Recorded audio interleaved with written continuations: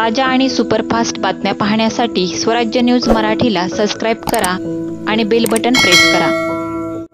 अरे म्हणजे चॅलेंज आहे तुम्हाला। इथं प्रशासनामध्ये अधिकारी असतील, सिव्हिल ड्रेस मध्ये पोलीस। अरे तुम्ही प्रवीण दादावर शाय पिकले आहे। उद्याच्या येणाऱ्या गुरुवारी भगवान भागवतवर सुद्धा चपला फेकणार आमच्या सगळ्या कार्यकर्ता।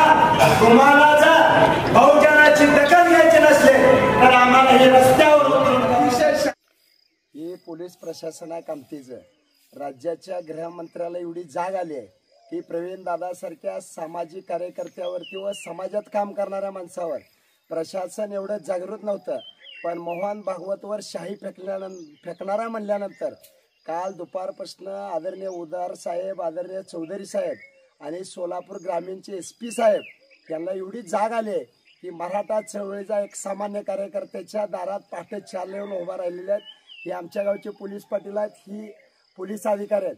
मला एवढंच म्हणायचं आहे की सरकारला एवढीच जाग होती तर प्रवीण दादावर तुम्ही हल्ला होऊ द्यायला पाहिजे होता।